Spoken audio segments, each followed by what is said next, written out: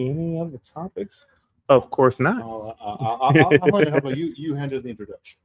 Well, I can handle the introduction. Hello, everybody, and welcome to Donkey's Den. I'm inviting you in a little bit differently than our main co-host, who's a little bit under the weather today, but he will be back next week. So right now, it's Javon, it's the professor himself, Nico, and we are live here at Love and War over in Richardson, Plano. We were in Plano. We're in Plano, Texas. So this is where all of the fun is taking place. And how are you doing today, Mr. Nico? I'm good. I'm good. Welcome to this side of the podcast, Yvonne. A little bit different for me on this podcast right here, but you know what? This is such a great place and it's such a great podcast that you all have that I have the pleasure of working with. So we're just gonna have a good time. There you go. There you go. So we're gonna jump right in. Let's go. We're gonna jump right in, right? So I'm gonna be throwing stats at you today, man. Listen, right? I'm here for the stats. I'm a big PFF guy, right? So I'm gonna be throwing some questions at you, right? Mm-hmm. So let's start with week one. Week Bears, 1. Titans, right? It was an exciting game. Bears won. Yeah, I don't know if they deserve to win, but they deserve won. to win. They deserve to win because the way that I see it is that the better team should win the game, and we both know that the Bears are definitely a better team than the Titans.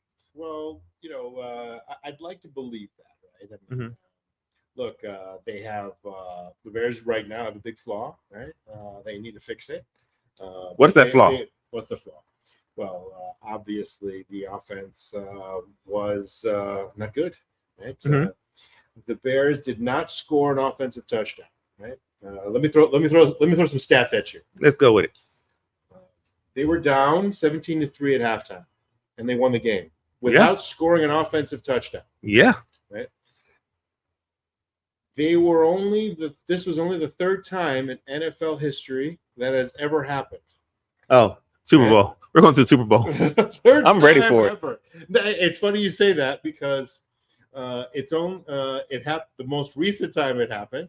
Mm-hmm. The most recent time it happened was the Bears Super Bowl team in 2000. There it is. That means that they have the defense necessary to get to the Super Bowl, and that's while the offense is coming together, right? So, how many times though? Like even C.J. Stroud with Houston, his first game was flawed, but then he came back, rebounded, and grew from there. Absolutely true. This is how I want to start. As you know, PFF offers player grades based on their actual performance. Mm-hmm. Right? So we're going to do top 2 offense, defense, both positive and negative. Okay, right? So let's start go with for the defense. Right? I'm gonna have you guess. Right now, again, this is according to PFF. Right, so this is without bias. Right, purely statistical grade. I'm here for it. All right. So, which 2 defensive players on the Bears had the best PFF grades? Simmons, the one that got the interception. No. Defensive. Who's the one that got the interception, took it into the end zone after Owens caused the fumble? So that was Stevenson. Stevenson. I'm going to say Stevenson had the best grades, especially since he was Defensive Player of the Week. So you're right. He was Defensive Player of the Week. He was not the highest graded. Montez Sweat. Believe it or not, Montez Sweat actually had the lowest PFF grade. So take me to Jalen Johnson. Jalen Johnson had the highest. The highest. Okay. Jalen Johnson achieved a PFF grade of 95. All right. And what's that based on? Well, it's based. Okay, so let me give you how they graded it. For starters, he only received 3 passes his directions. Right when the opposing QB threw 32 times. Wow. Three passes his direction. Mm-hmm. One of them was a batted down ball. Mm-hmm.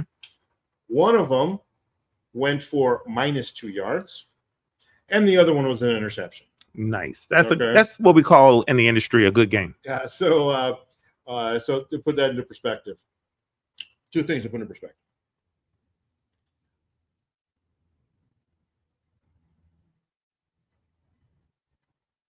The QBR against rating is the measurement for cornerbacks. cornerbacks. It's kind of like the opposite of a QBR. Mhm. So the higher the number, the worse that cornerback did. Gotcha. You know, if you do less than 50 consistently, you're a Pro Bowl or Pro Bowl adjacent. Gotcha. Right? His score 28. was a 4. Ah, Right? Bears. So Bears. Let's go. Jalen Johnson's 95 PFF grade was the highest grade of any player at any position week 1 across the NFL. What created that though? You said 35 passes were most of them in his direction. That would Again, cause that grade. Will Levis said, absolutely not. I am not passing his direction. Mhm. Right. This is what's called, we used to call, back in the day, we called this the Will Levis, the Darrell Revis effect. Right. Gotcha. Remember, Gotcha. Gotcha. Darrell Revis, right island. I am not throwing his direction. And here's the thing, in terms of what that means for the Bears moving forward. You know how easy it is to be a defensive back coach when you have half the field taken away. Well, Mhm. now I could roll double coverage the other side because I know they're not going to throw that direction. Right. It's easy. It's Yeah. simple. But it's also Will Levis. So I mean, someone Wow. like CJ Stroud will probably be able to fit tighter windows, have a better Potentially. skill set, be able to be a little bit more confident. Even though Will was showing, he was pounding his chest and thinking he was doing stuff, but at the end of the day, he's still Will Tyson Bajan Levis. So what do you really expect from him to do? Here's the thing. Obviously, he's going to get a better test Mhm. next week with more accomplished wide receivers. Mhm. But as far as one of the consternations of preseason that Jalen Johnson wasn't on the top 100, that's not going to be an issue for him next year. This continues to any If it continues, right? Right. Right. I mean, again, highest graded player at any Mhm. position across the NFL. Right. Mission accomplished week 1. And of course, when you're doing so well on the other side, that's one of the reasons Stevenson got that interception, right? So, Yeah. Now he had a lot more work to do and a lot more passes to defend. Mhm. And if you recall, the reason he got that interception was because of the second highest graded. So it player. was Owens. No, it wasn't Owens. Didn't Owens get the bat? The newest Bear, Taylor. Okay. Right, who had 8 tackles and 2 sacks. Mm. The second of which was the reason why there was a pick 6 and ignited the Bears comeback. Remind me, what was Owens' play then? Because I thought that was, and he didn't actually block the punt. He actually recovered the blocked gotcha. punt for the touchdown. Gotcha. Don't get me wrong. From a special teams capacity, that's a great play. Right? Yeah. But, Simone was proud. Simone was very proud. She was very proud. She probably took off the Green Bay jersey finally, showed the Bears some love. So with that being said, Taylor, pretty good pickup.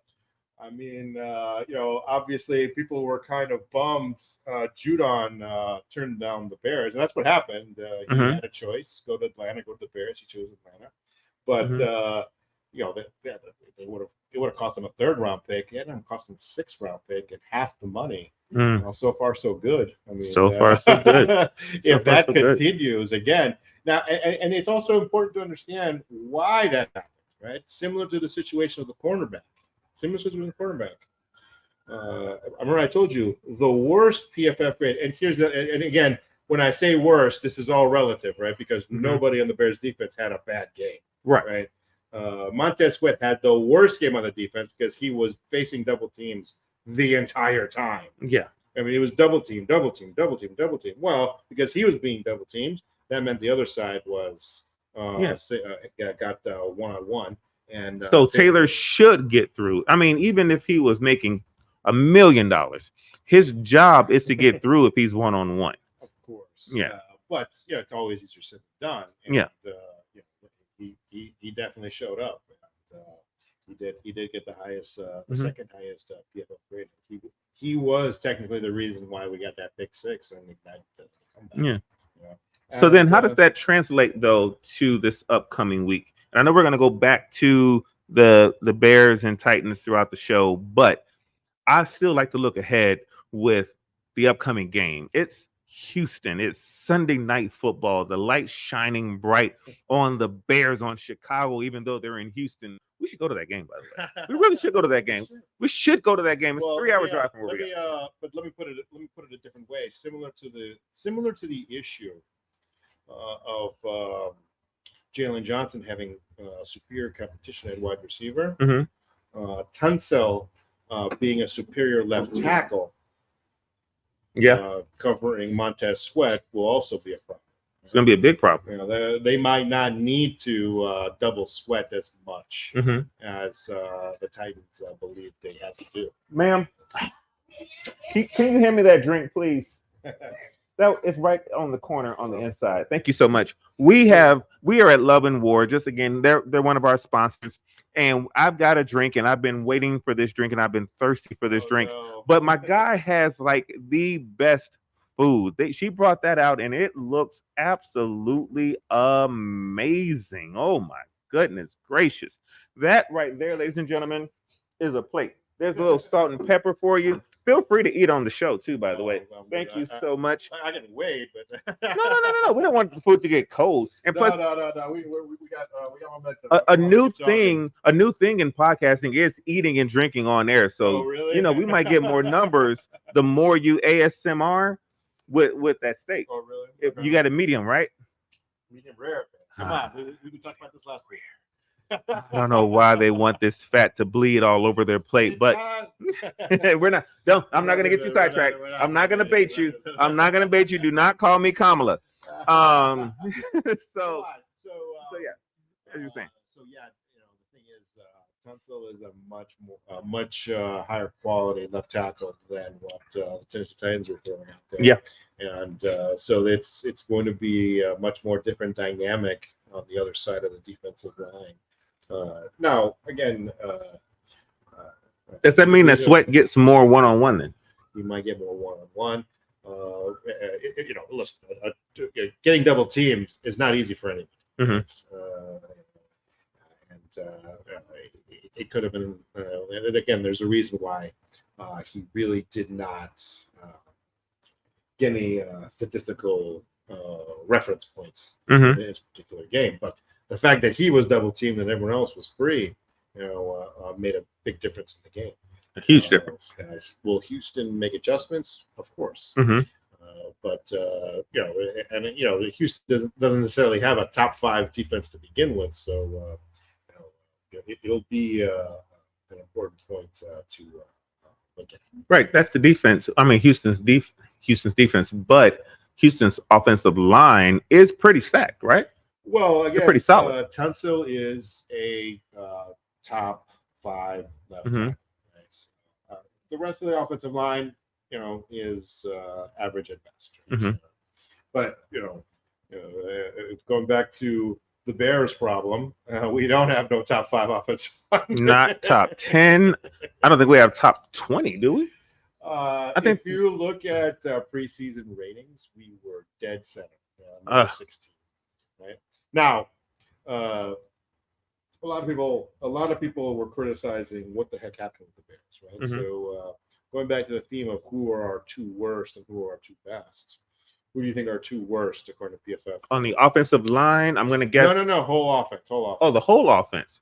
What? So they didn't give the rookie number 1, was it? Was he the worst? It was one of our. Caleb was our worst offensive player for Sunday. And to be honest, he wasn't particularly close. Really? Even with the drop passes, even with them running like well, I mean, when you expect them to go post and they go, you know. He missed some throws.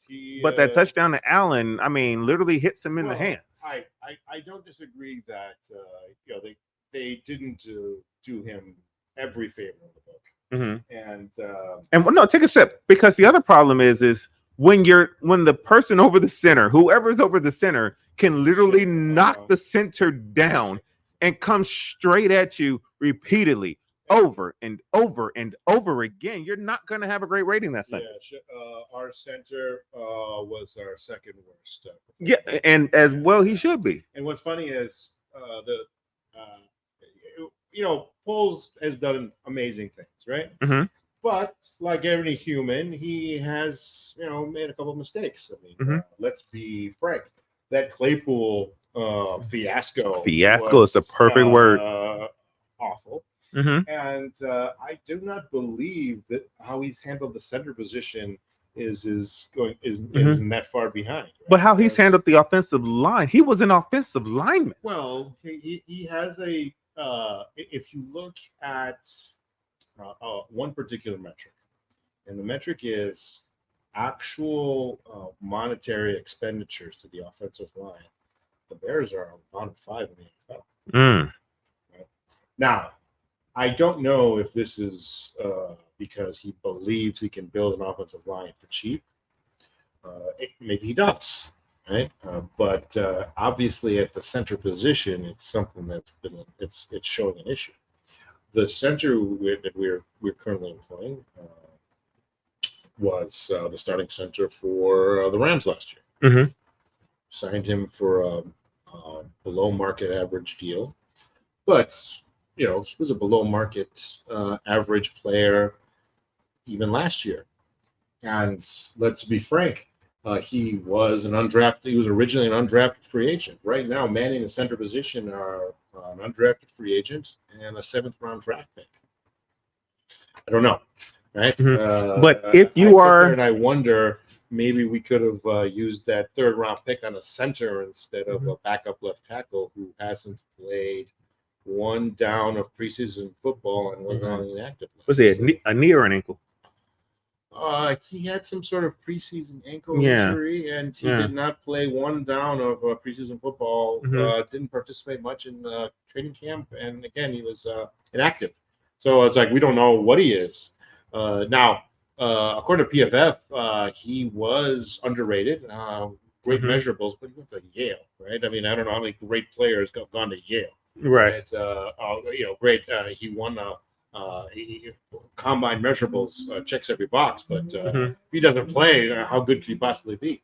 It's like, well, gosh, I wish they had drafted maybe there was a center in there somewhere that you could kind of plug in there, see if he would fit the bill. So I sit there and I wonder if maybe he's overplayed the hand a little bit at that position, right? I don't know if he has a ready-made solution at that spot, right? Because one thing I'll say about the Titans, they do not have a top 10 defense. No. What they do have is one of the 3 best defensive tackles in the NFL. Mm-hmm. And he was obliterating the middle of that everywhere. Line. He went literally collapsing everything. Wherever he wanted to go the entire game, he went there. And I mean, but again, though, if you can bum rush the center and get through him like a hot knife through butter, then what is Caleb supposed to do? What adjustment can they make against the Houston? I want to call them the Oilers so bad. I want to call them the Oilers so bad. So I'm going to do it. What adjustment do they make against the Oilers that's going to help them give Caleb more time to improve that rating and to actually have time to throw the ball? They tried, right? They went shotgun for a big portion of that second half. Mm-hmm. They didn't really develop an offense based on shotgun, so their timing was off all game. Mm-hmm. And what was it? A couple of balls that went down to his knee. Couple of balls. There was a reason Keenan Allen missed that ball because again, their timing was off. They were not. It's not an offense based on shotgun offense. Right. But I mean, once the ball is released out of his hands, if the ball is coming straight to Keenan Allen's hands and it hits him in said hands, I'm going to need him to catch the ball. I don't care what timing is. You have to catch the ball when it hits your hands. If you're making $24 million a year, what is that? Isn't that what Keenan is making right now? $24 million as a wide receiver? 22, 23, 24. Yeah. So I will make that catch at 22,000. So I would make that catch at 22,000 for this year. I'm making that catch. If you give me 2,200 Bears $2,200. I will Nobody on the make Bears. that catch. Similar to how nobody on the Bears defense had a bad game, no one Mhm. on the Bears offense had a good game. I like Swift's game though. I mean, I know the numbers were the Again, numbers, but it's running behind that offensive line. 3.0 yards per carry is not a good Behind that offensive line, the fact that he was able to get anywhere near a single digit and not negative was outstanding to me. Again, that's the NFL. They need to Yeah. make some adjustments, Mhm. and there's talk of bringing pension players. Now, Bayless Jones has to go. Bayless Jones, believe it or not, although Professor, if you give me any statistic that warrants Bayless Jones being on the Bears, I am going to shot put that statistic. well, one thing that I'll tell you is he's already been benched on special teams. He's not going to be catching punts or kickoffs probably ever again. In his life, ever again. Probably in his life. Yes. And the unfortunate part about him is he's already, 25, 26 years old. So Mhm. to sit there and continue development of him as a player, I don't know. It feels like they're chasing ghosts. Obviously, when we were watching Hard Knocks, and there was some reality that someone had offered a draft pick for him. Mhm. Gosh, I'm Fourth assuming round, I think, or I sixth, fourth or don't- sixth. I doubt someone offered a fourth. My My guess is someone offered a sixth. yeah, and he wanted a fourth. Well, That's what Poles was looking believe for. what Poles, the exact quote Poles said was, I don't know if I would go less than a fourth. Mm-hmm. So he probably countered for four, and the phone got slammed out. Yeah. Right. I mean, he basically said, "Hey, this is the offer that I couldn't refuse." Mm-hmm. Right. Now, the truth is, if someone said, "Here's a fifth," whoa, right? Or Mhm. here's a better perspective. If someone had a legitimate starting center out there, Oh, Bayless is gone. Bayless is out of here. that is another conversation, right? Because Yeah. I sit there and I think, I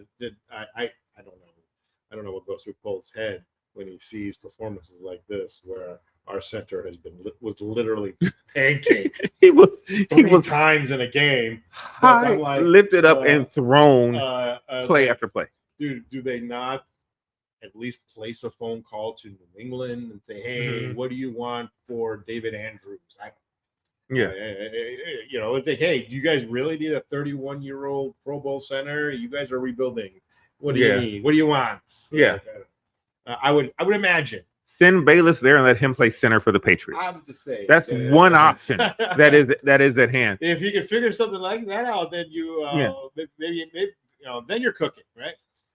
Because I imagine, I sit there and I think about what was going through Pole's mind a month ago. Mm-hmm. He sits there and thinks, what's my biggest need? And he's like, my biggest need is defensive end. But I know I need a big salary to find a defensive end, right? Because he's thinking, well, I know the best defensive out there is Judon, and I'm going to need 10, 12, $13 million to get him. And all of a sudden, Taylor shows up. By the way, he's only making $3 million. Right? Mm-hmm. So they got a bargain on him on top of just giving him a 6th-round pick. Now, of course, that's after one game. We don't know what's going to happen game 2 through 16. But if he maintains any semblance of what he did in game 1, all of a sudden, now maybe he's kind of thinking to himself, like, oh man, maybe I should have been a bit more aggressive at the center position. Now that I see what kind of catastrophe is awaiting me. Now, is Taylor on a 1 year? Who? Taylor. I believe he's still on his rookie contract. Okay, so 2 years at least. I believe he actually is a free agent next year. Oh, so he is a free agent next year. So maybe that's one of the things. Reasons why he was let go so cheaply. If he has 2 good games, maybe even 3 good games, you go ahead and pull that trigger, though, right? Well, again, it's only a 6th-round pick. The theory at this point is, 6th round pick. What odds do a 6th round pick even have of making this team? Because right now, as things stand, only 2 Bears starters are free agents. Mm. And it depends on how well. Technically, Taylor's not a starter. Mm-hmm. 2 Bears starters, right? One of them is Keenan Allen, and the other one's Devin Jenkins, the guard.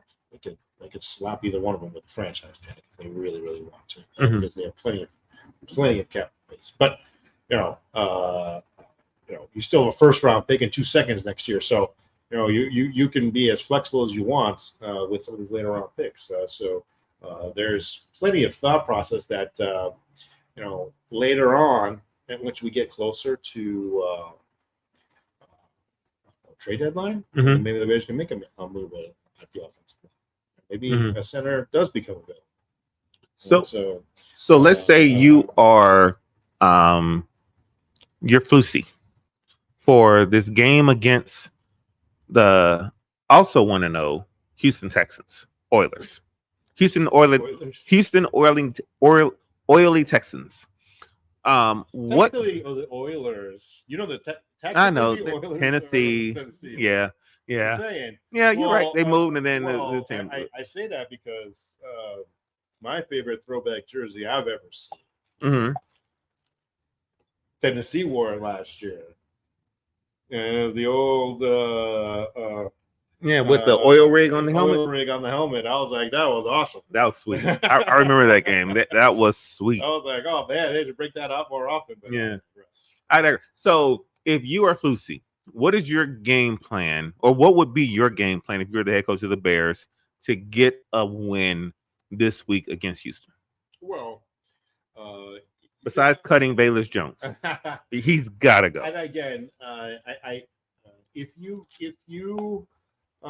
take out the special teams gap, Bayless Jones actually did a couple nice things. I'm not saying they didn't make a gaffe getting rid of him when that trade was offered. But putting that to the side, the biggest problem the Bears had was when the middle of their defensive line collapsed against the quality of the Titans' defensive attack. They do not have the Houston's do not have a similar defensive tackle to showcase that kind of problem, right? So I do expect that Caleb's going to be able to run the offense much more efficiently this coming Sunday. Now,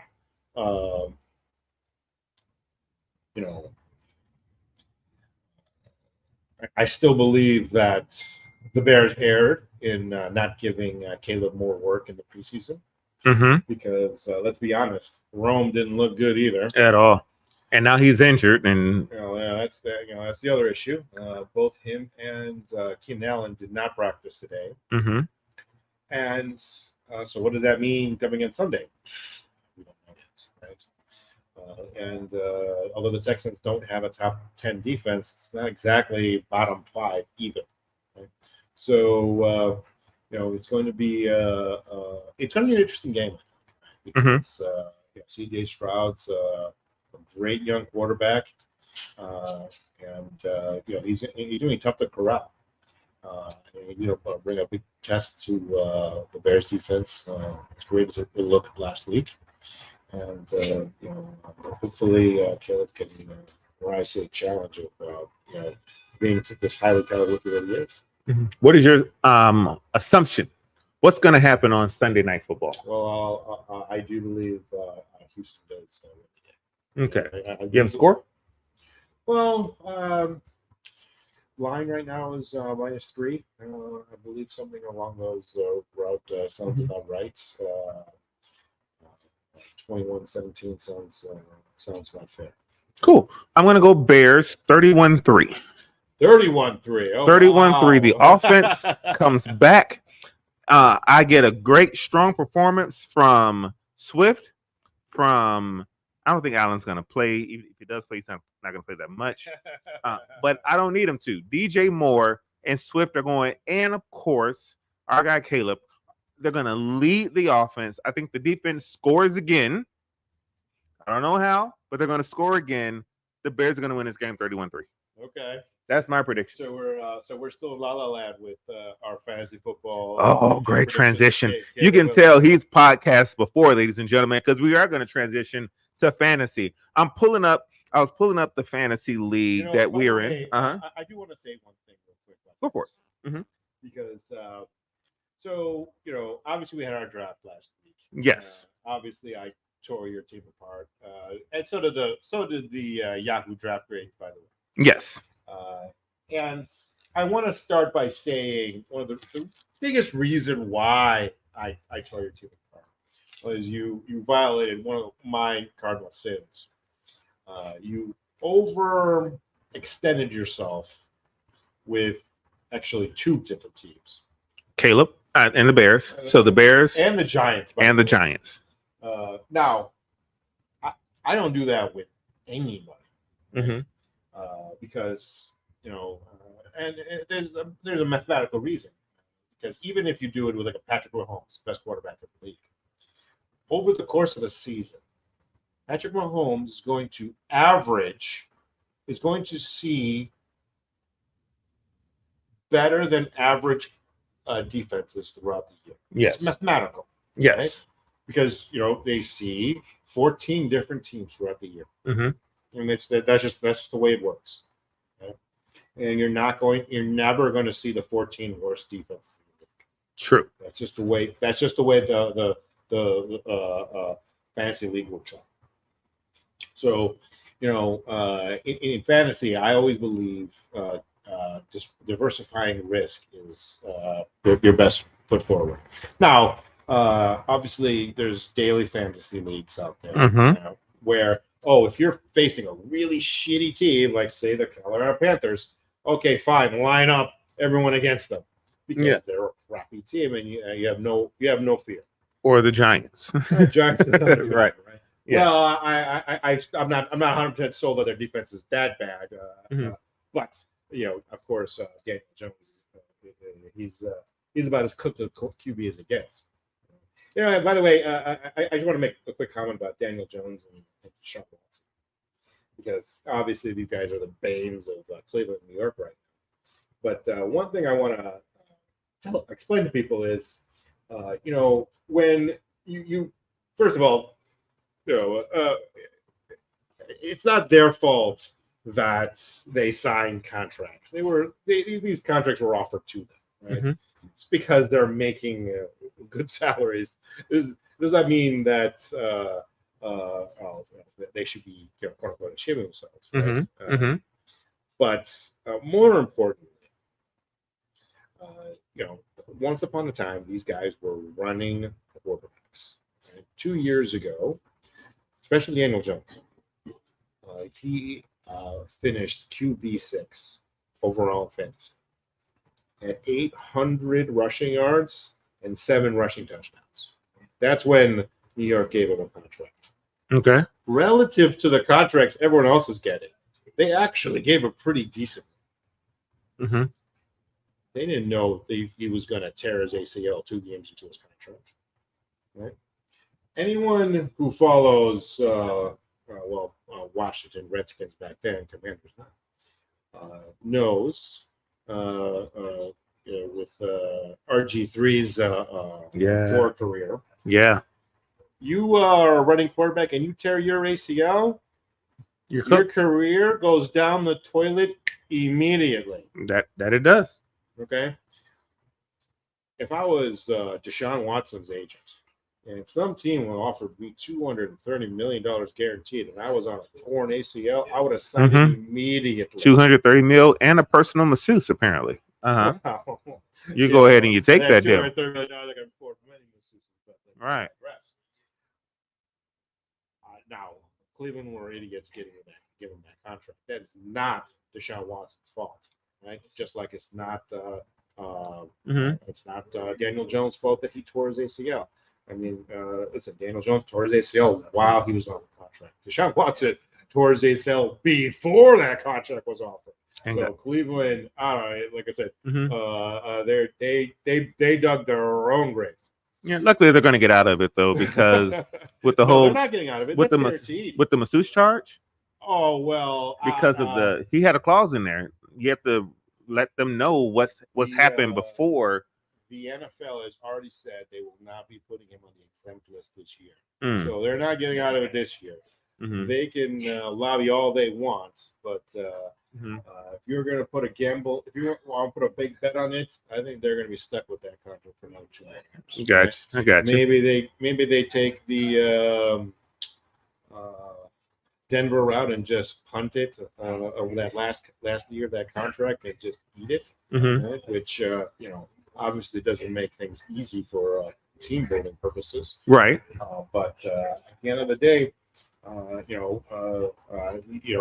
you have a running quarterback and Mhm. that dude tears his ACL, you have to be cognizant of the well-established record of what's going on. Yes. Last one. I mean, we talked about this last year, right? Mhm. When it came to Justin Fields. And it's like, I was a big fan of Justin Fields. Still a big fan of Justin Fields.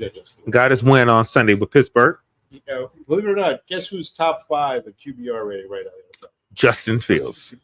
How about that? Well, you have to build an offense around him, just like you have to do with Lamar You have Jackson. to build an offensive line around him. Well, again, he wasn't running for his life on Sunday. I was watching that game along with the Bears, and when I turned my head to the right, he was in a pocket. He was able to throw it. Did he miss some? Sure, but he still had a pocket to throw in. They were throwing high probability passes consistently. Yeah, but there's a reason they didn't score any offensive touchdowns either. Right, but they held the ball. They were consistently moving down the field. They had listen. Tomlin is one of the best. If Tomlin was a Bears coach, oh God, could you imagine? Wow, oh my goodness. Hey, Tomlin's on record saying, "Hey, look, good coaches design systems around the talent they have, not the other way around." Facts. And the Bears got now. I will say this is my particular perspective. I don't know if it's the correct perspective, but I think it is fair. Running quarterbacks have the inherent risk that they get that injury. They're cooked. Right. Whether that's fair or not to believe that, to think that way, it's still true. Running quarterbacks versus mobile quarterbacks, right? Well, because there is a difference in the two. Because Lamar is a running quarterback, in my opinion. Well, I consider Lamar and Justin Fields similar quarterbacks. Okay. That running is a significant portion of the right. But Caleb is just a mobile quarterback. I do not consider Caleb a running quarterback in right. any way, particular form. Right. So just mobile. Similar to Patrick Mahomes. Yeah, mobile. Most quarterbacks have some level of mobility. I mean, not all. No. Well, yeah, like a Tom Brady, right? Manning. They were straight pocket. They had cement shoes, right? Aaron Rodgers for the most part. Same deal. They're not going to run for 400, 500, 600 yards a year, right? Whereas Josh Allen. Josh Allen. Look. Josh Allen is another example of a quarterback who he ever tears his ACL. Knock on wood. I am not rooting for that. Right. We want healthy quarterback play. Yes. On the Donkey's Den. Live at 11 War. He ever tears his ACL, his effectiveness will go down significantly. That's just the reality of Burrow. Again, Burrow's not a road running style. But mobile though. Well, again, it's he has not built his game in that particular fashion. Now he needs a cadre of receivers to be effective.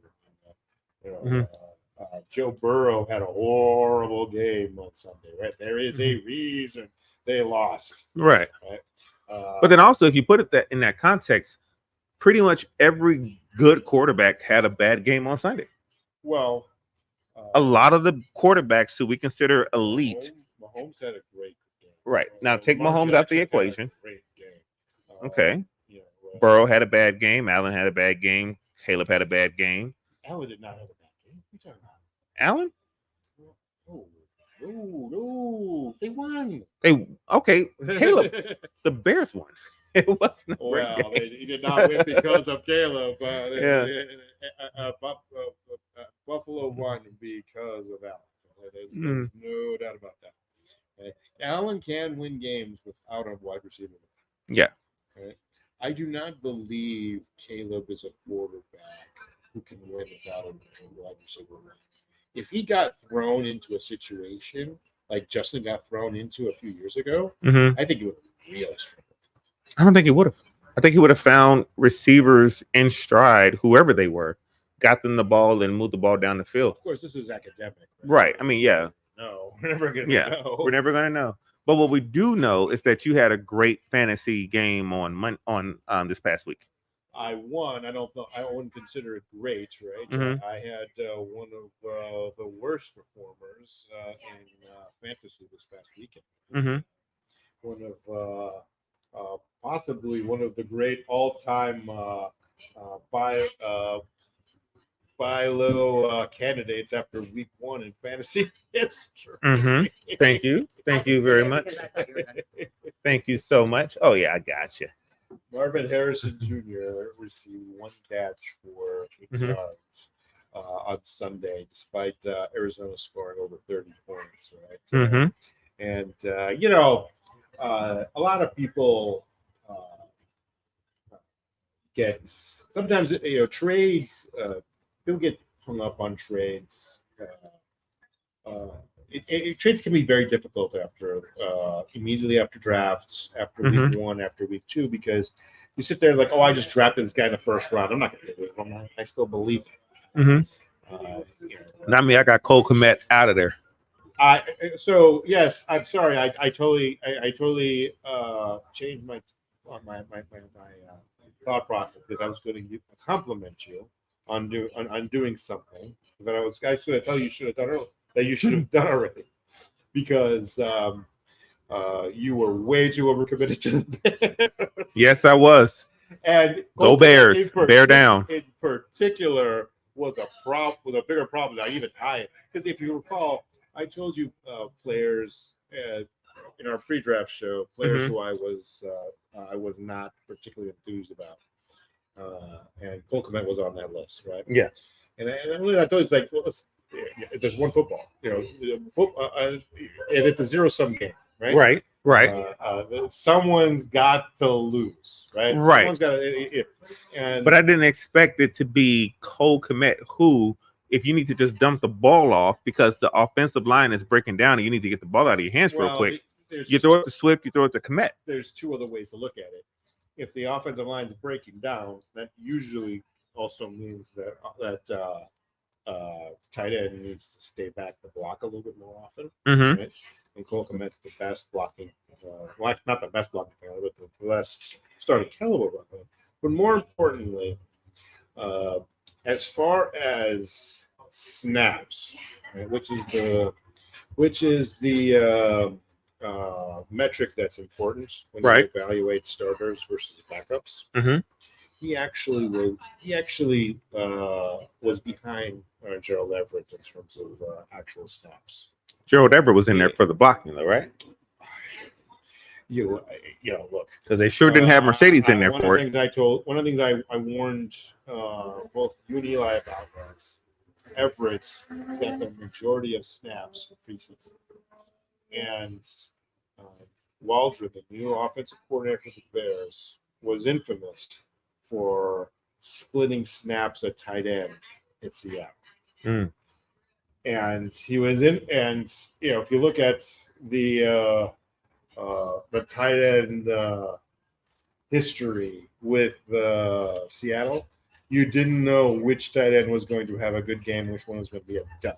Yeah. One week it was Fat, one week it was the other Mhm. guy, and they just kept going back and forth, and it was a nightmare to try to figure out. There were better tight ends available in that range, and but going back to what I was saying, You in particular should have avoided it because you already had 2 Bears on your team. Yeah. 3 Bears, too many Bears. Too many Bears. Too many Bears. Like but I we said- rectified that this week. Well, here's the interesting thing, right? Because as you go farther away from your season, you can start making more logical decisions about your team based on not just where you got them in the draft, but what their expected performance is. You actually drafted one of the more interesting week 1 pickups. Mm-hmm. It was Dobbins. Dobbins, yes. Yeah. Right. He was the universal number 2 pickup. Mm-hmm. To me, he's actually your starter. Mm-hmm. Believe it or not, He should be. he should be your starter. Had I played him last week, I win. Correct. Yeah. Had I played him last week, I won. And this is with Caleb Williams getting 7 points, Flowers getting 8, Swift getting 5, Singletary getting 7, Cole Kmet getting 0.9.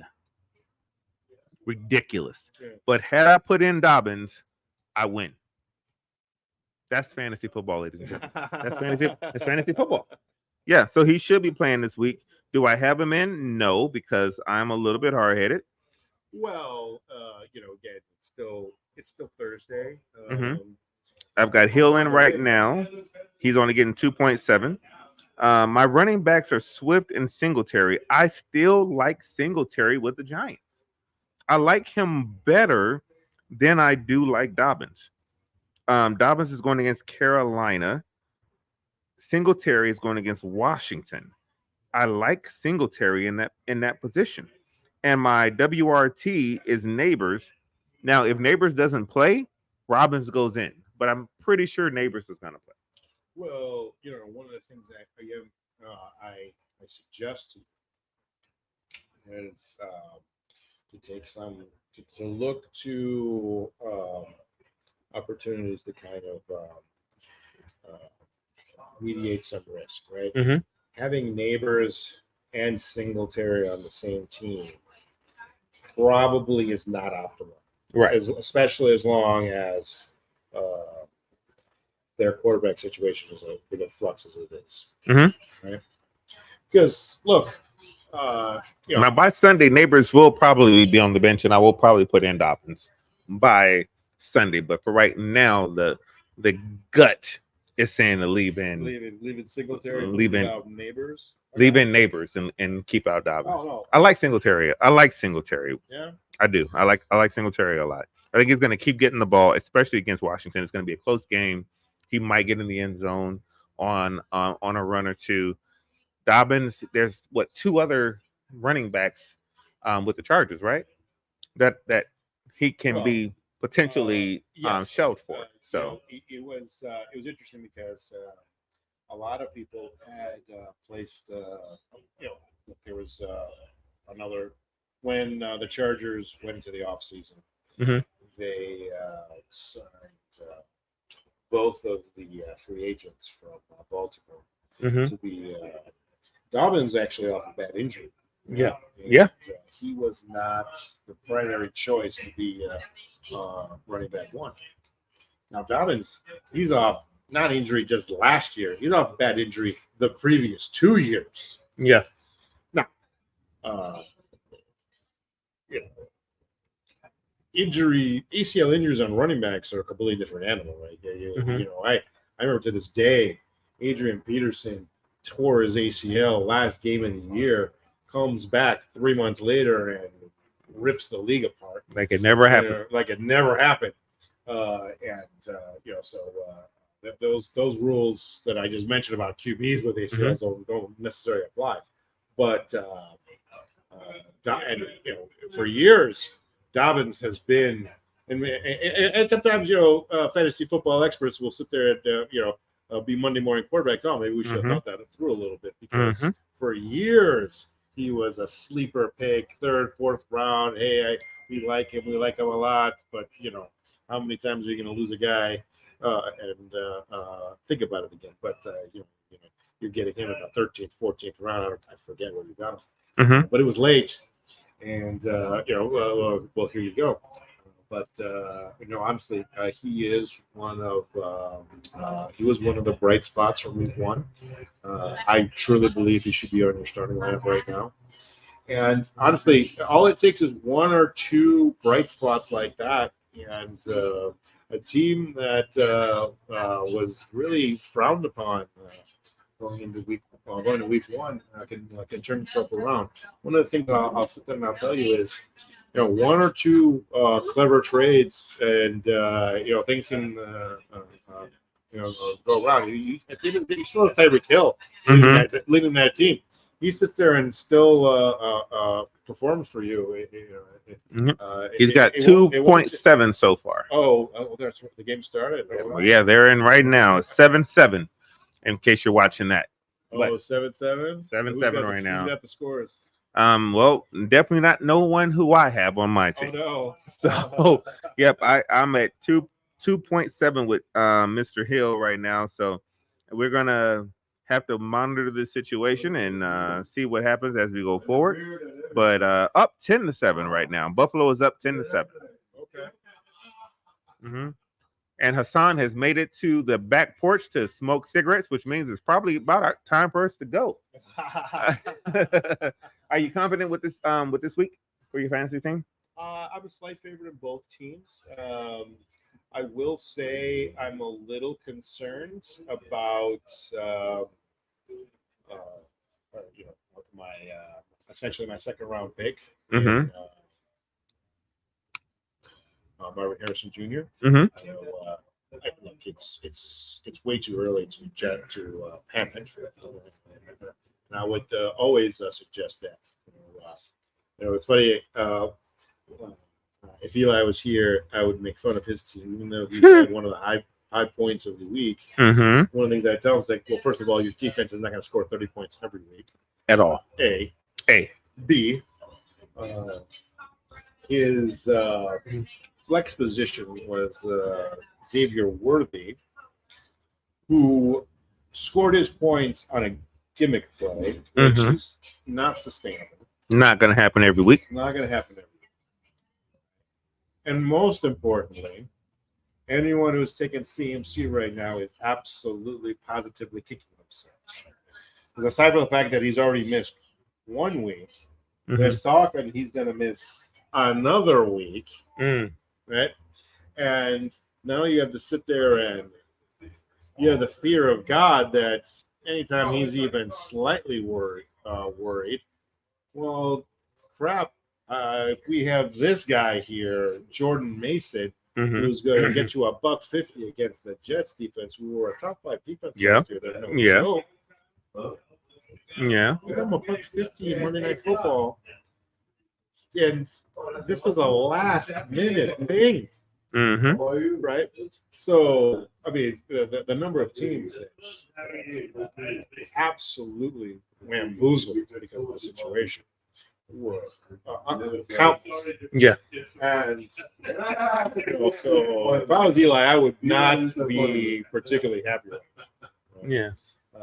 Not to say that Steve isn't rock solid, right? I mean, obviously, he made some great mid-round selections. The wide receiver from Pittsburgh, in particular, was a favorite of mine. But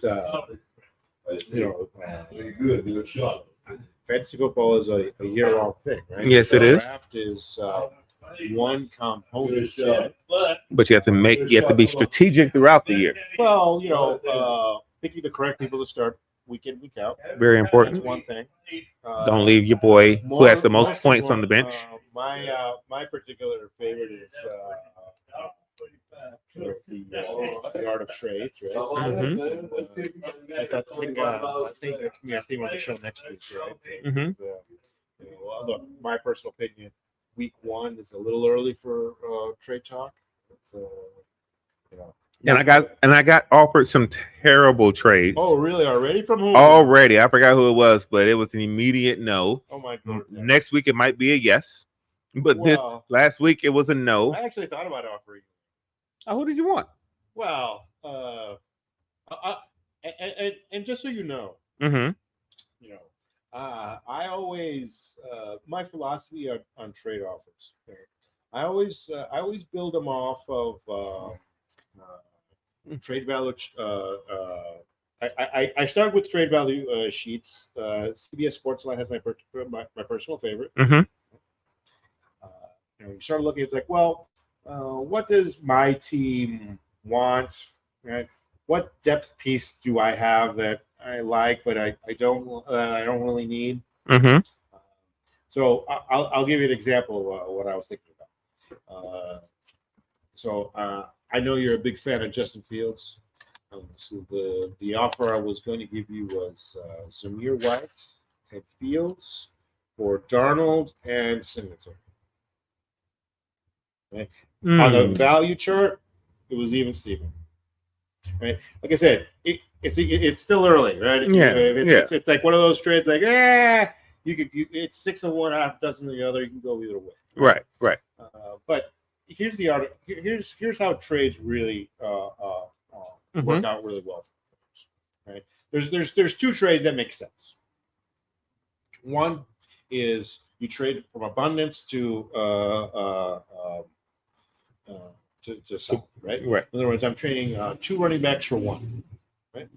Something I'm going to suggest you in a couple of weeks, right? So let's say I remember Ezekiel Elliott is on the team, right? Yes. Let's say terrible last week. Well, here's the thing: Ezekiel Elliott, if he does this, if he's never going to be a superstar, right?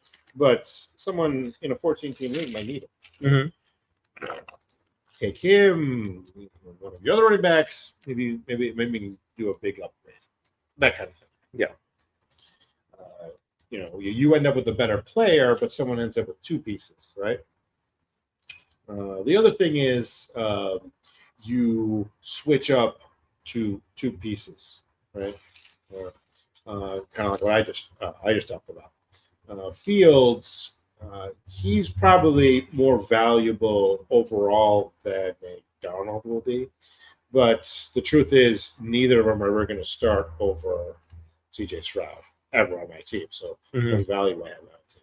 He's more valuable to you because what if Caleb still struggles after week 2, week 3, right? But he won't. Well, like I said, it's a buttress of particular points. Right? Yeah. Like, oh, okay, well, because again, we're only 2 years removed from Justin Fields being QB8 overall. Yeah. Because remember, one of the beauty things about fantasy is fantasy football rewards running quarterbacks dramatically, right? Extremely. One of the all-time greatest fantasy football seasons was Lamar Jackson's NFL MVP season 2 years ago, when he literally outscored the number 2 quarterback by almost 100 points. Yeah. Why? Because he had over 1,000. He had almost 1,100 yards rushing. Yeah. Right? Those points add up in fantasy, right? Especially when you're taking the ball and taking it in the end zone yourself. By the way, this is one of the reasons why I wasn't big on Saquon Barkley. Now, granted, week 1 I had to. Maybe I was wrong. A running quarterback usually kind of negates a little bit. Yeah. Some of the effectiveness of a running back. Yeah. Now, that being said, I sit there and I think it depends on if the system works out. Remains to be seen. I mean, Barkley's a great player, so anyone who had Barkley last week usually probably won their game. Going back to the art of trades, I recommend to people go on CBS Sportsline, look at the that particular week trade values, and think about what you need, right?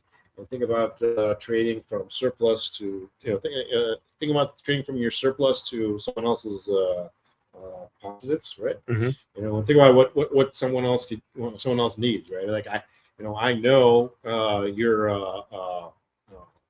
because you have an issue with your quarterback position. Again, I know I have no issue Hold on. at my quarterback position. Caleb had one bad week. He's going to recover against the Texans. He's going to have time to throw the ball. They're going to do quick pitch outs. They're going to do screens. He's going to maybe be a little bit more mobile. But I guarantee you that he scores more this week than he did last week. It'd be very, very difficult for him not against, and he's going to progress nicely throughout the year to where the only time I need my backup is during the bye week. Mark it right now. I'm not concerned for it at all. Not concerned for it at all. I'm excited for this week. I'm 0-1 in fantasy, so I'm not going to give any advice to you whatsoever. You make sure you take the professor's advice because he's 1-0. He knows a lot more this week.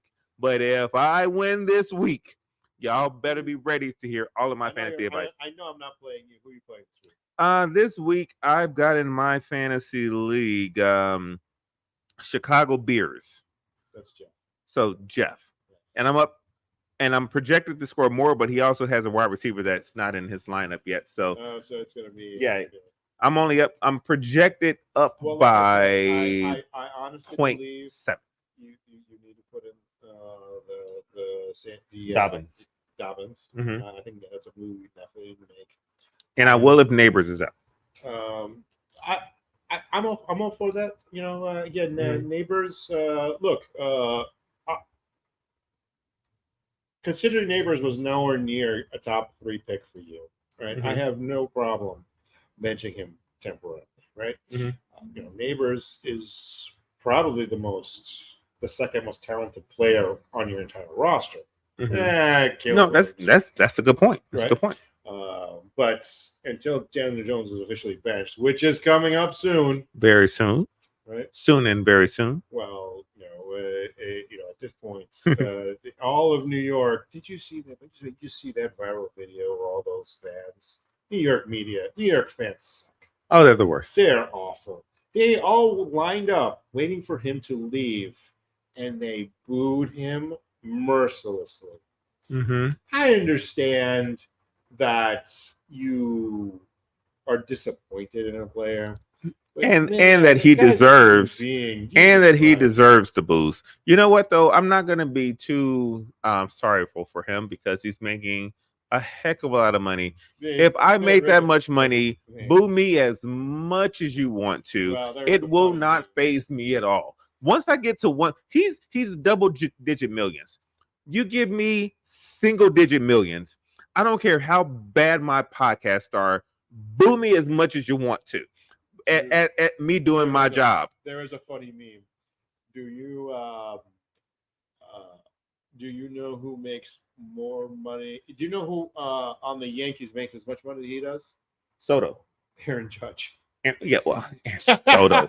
Aaron Judge, yes. He actually makes more money than Soto, actually. Yes. 100%. Boo me. In fact, pay me, then boo me. Exact same salary. I will not care. This has been a fantastic show, even without the main host not being here. But as a producer, just stepping in, I appreciate you letting me get in this microphone and talk. This has been a fantastic time. The professor is here. He gave you advice. You need to take the advice that he gave you. It's going to help you win your league. I am playing poker in my fantasy league with pocket deuces, and we're just going to see what happens on the turn. So make sure you guys continue to follow. Make sure you to share this podcast with others.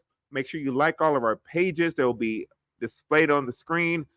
We're about to go bigger. We're about to be better than Barstool. It's happening. It's about to take place right now. So get in on the ground floor organically so we don't have to pay you to be a bot to be part of this podcast.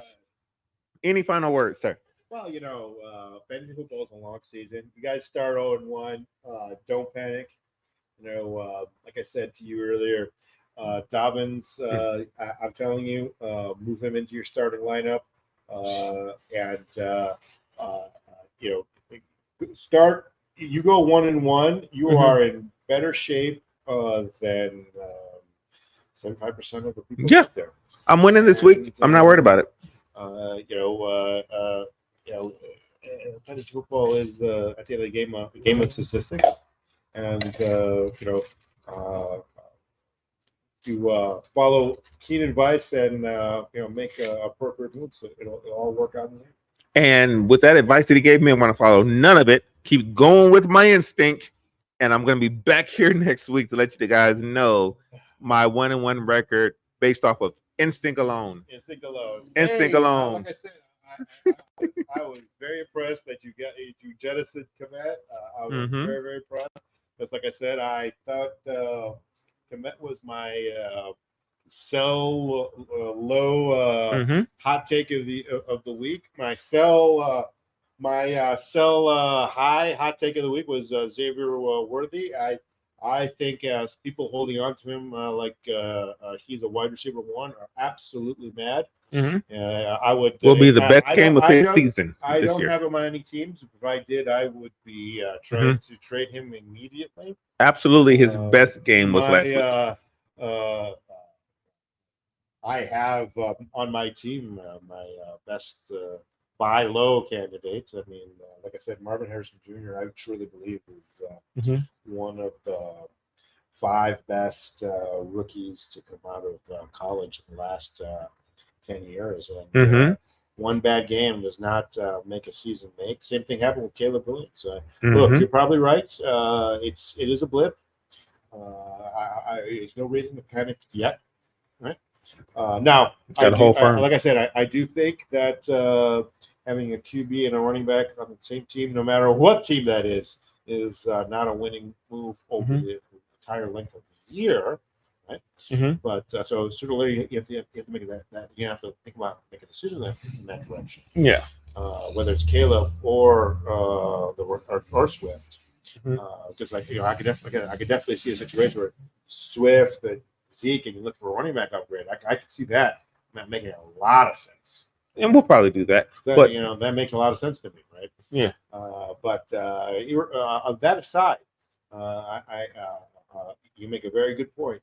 Do not panic yet, right? One game is not going to make a difference. You weren't even a low point score. Nope. Right? And everybody told me I had the worst draft. I did not have the lowest points, and again, would have won with one decision. Yeah, that's it. And again, you're already going to place that guy into that spot. Right? You're technically, I think that actually technically makes you a favorite going into this week. And look, what I'll tell you is, if on the projected points, you end up being a favorite the majority of the games you play in fantasy, you end up making the playoffs the majority of the time. Yeah, that's just how mathematics works, right? It's just like poker. If you put yourself in a situation where you're the statistical favorite consistently, you usually end up winning money. I love it. Let's go win some. Let's win some money. All right, guys. We are at Love and War. It's time for us to get out of here. This man has a plate of food that has been sitting and smelling amazing. It looked amazing. I cannot wait to help him eat it. But until next week, hey, you guys make sure you guys send up positive energy towards Eli. He'll be back next week. For the professor, I am Javon from the Javon Show, producer extraordinaire. And this has been Donkey's Den. Make sure you guys tune in next week. Again, follow all of our pages, share all of our content, and make sure we're bigger than Barstool within a year. That's your job. Make sure we're bigger than Barstool within a year. So that's all we want. Until next time, take care of yourselves and each other. We'll see you guys next week.